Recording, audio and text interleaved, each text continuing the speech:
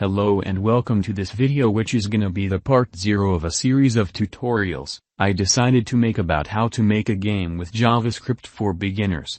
First, I got to say that I am not a professional, however I'll try to teach you some of the knowledge I gained with my very humble experience in the programming field. And as you noticed already, I use a text-to-speech instead of recording with my voice. So if you don't mind that, this is what we are going to cover in this intro part. The prerequisites. I assume that you know the basics of JavaScript, variables, arrays, conditions, loops, and functions. If you have already some knowledge about object-oriented programming in JavaScript, that's perfect. If not, keep watching because we're gonna cover it in this video. So, object-oriented programming is a concept in programming that is not specific to a particular programming language, but is usable in pretty much every one of them, with little differences in each language. Object-oriented programming is a powerful concept used to organize our code into classes. You can think of class as an object. This object can be literally anything. So enough of theory, let's declare a class in JavaScript.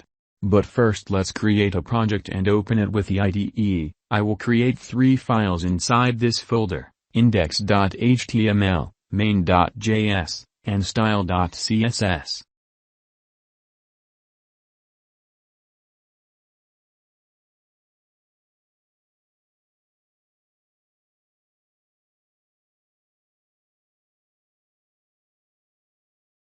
Let's link main.js and style.css in the index.html.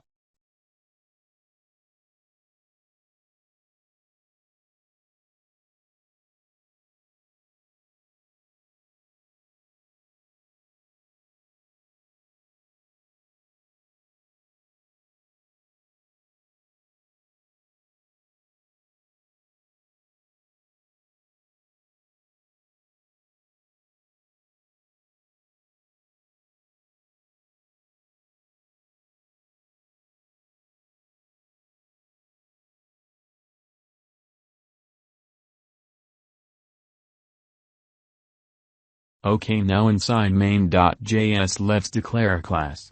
So our class is gonna define a character. As you can see, it is easy to declare a class. All you need is type the keyword class, followed by the name of the object you want to define, then open our old good curly braces. Inside these, we will write all code specific to our character class. A class can have variables referred to as attributes, and functions referred to as methods.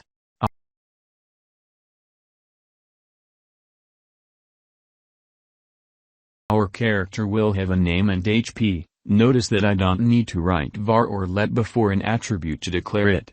Next, let's define our first method, which is a special method we need in every class.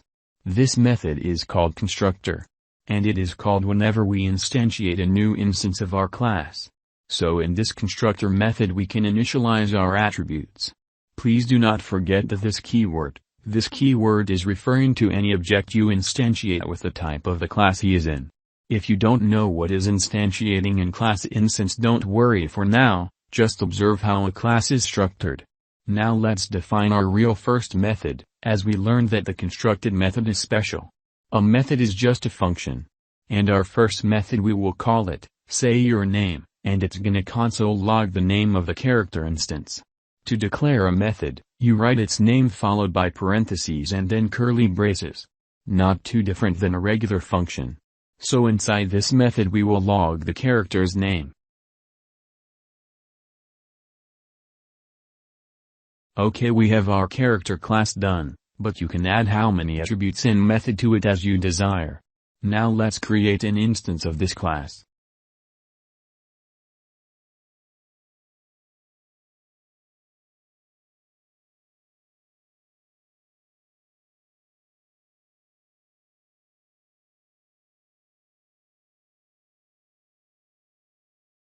As you can see, we instantiate an object just like a variable.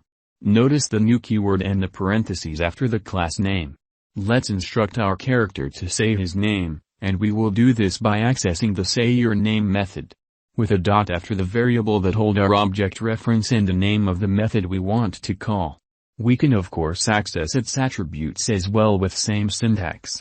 As you can see in the browser console, the name attribute of our instance has been logged.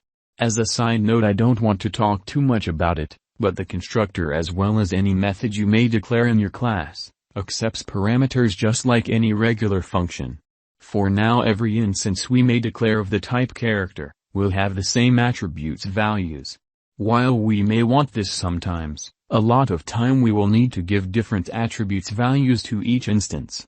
This where we can pass parameters to the constructor, and with these parameters we can initialize our attributes, based on the parameters we passed to constructor.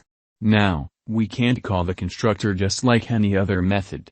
But don't worry, because the constructor is called once, when you declare and instantiate your object.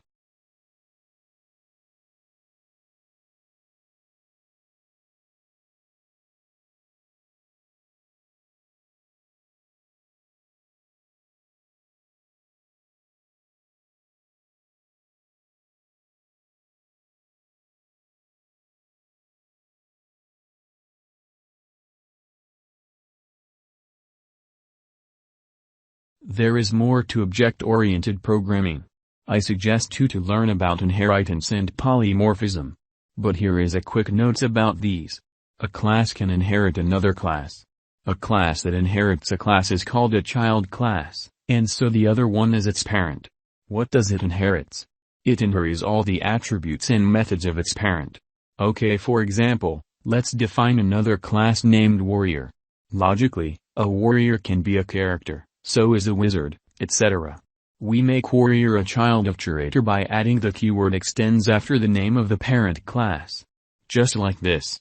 Although, warrior now have and can use all properties and methods that are defined in the character class. We must define its own constructor method.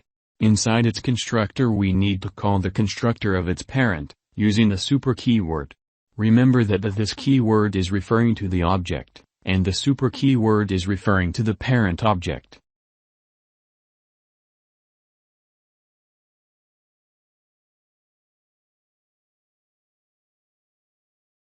Okay, let's instantiate a warrior.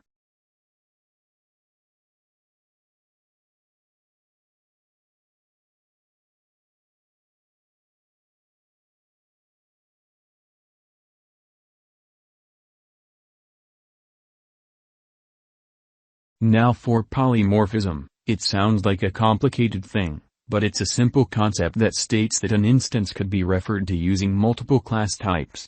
For example, Gilgamesh is a warrior as we instantiate it using Gilgamesh equals new warrior.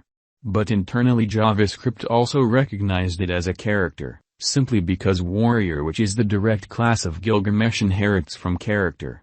This concept is more understandable in other languages that require you to explicitly define the object type before its name.